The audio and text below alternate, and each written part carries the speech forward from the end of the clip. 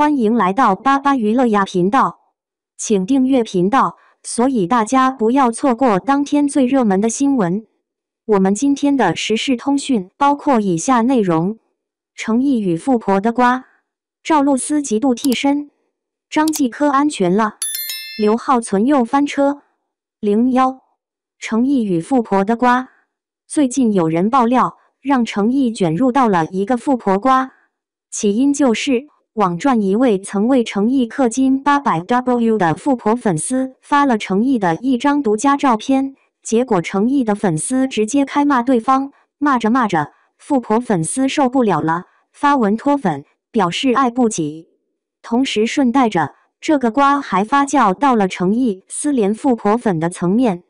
有博主挖出，程毅刚爆纳会，曾经有一位身家雄厚、背景牛 X 的富婆，疑似就是这一次脱粉的800W 富婆，直接联系到了欢瑞的女老板钟君燕，然后几人组团去了横店，把程毅叫出来一块吃饭。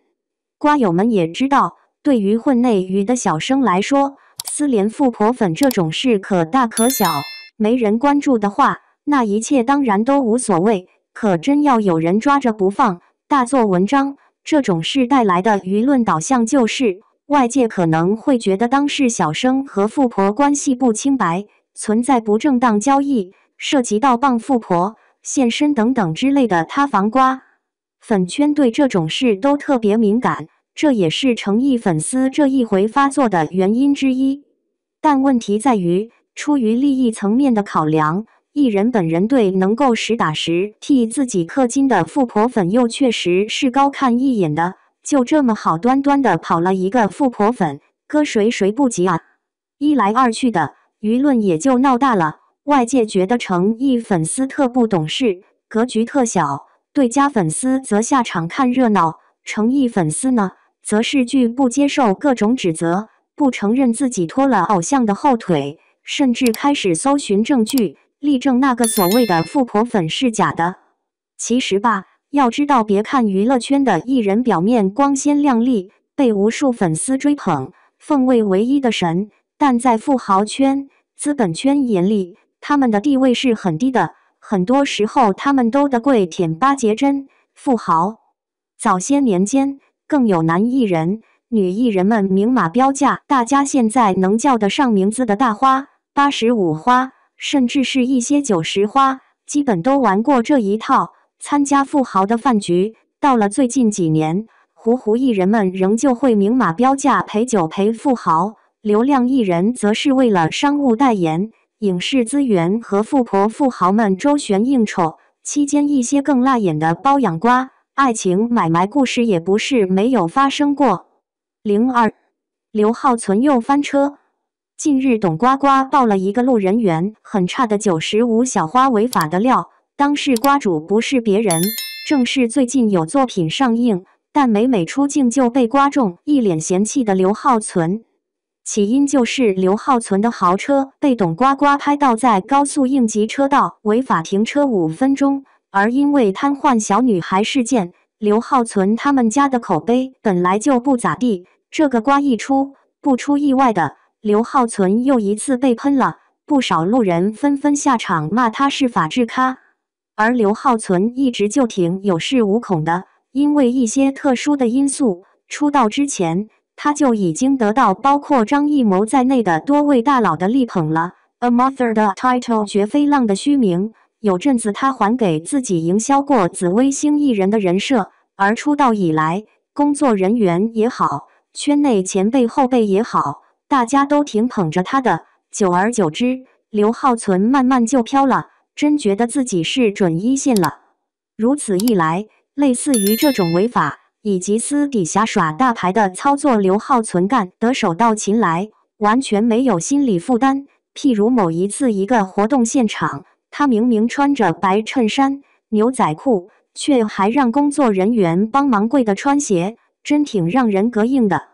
其实圈子里也不光他是这样，这些208W 们被粉丝追捧太久，早就一个个心态失衡，把自己当作神了。像马思纯之前不也公然逆行开车，以及开车窗扔垃圾吗？还有张一山，曾经也开车违反交规，以及当街小便。至于让助理跪地穿鞋的艺人，那就更是数不胜数了。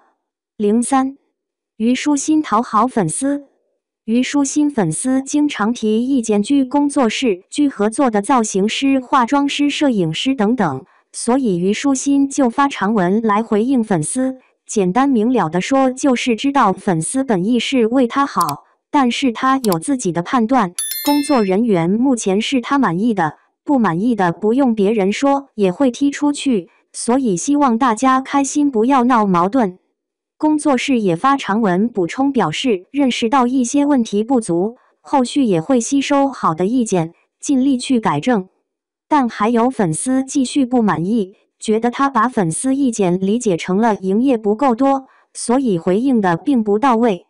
粉丝和艺人之间的关系确实很难把控平衡好，粉丝骂工作室感觉都是日常必备了，也几乎家家都有这种情况。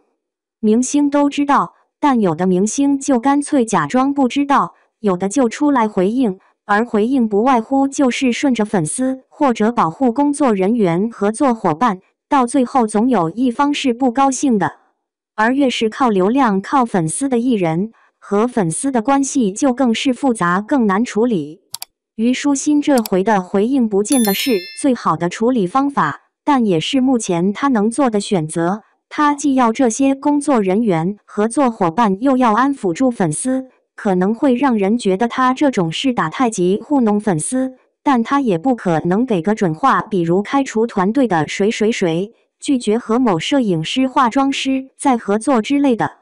每当有这种粉丝和艺人工作室团队有矛盾的时候，峰叔也理解粉丝的心情，一路陪伴、花钱花时间的，当然是想看茁壮成长，而不是越长越歪，越来越枯萎。不过当的不到理想回应的时候，建议也别耗着，到时候受伤的反而是自己。要知道，大部分艺人团队都是艺人做主拿主意。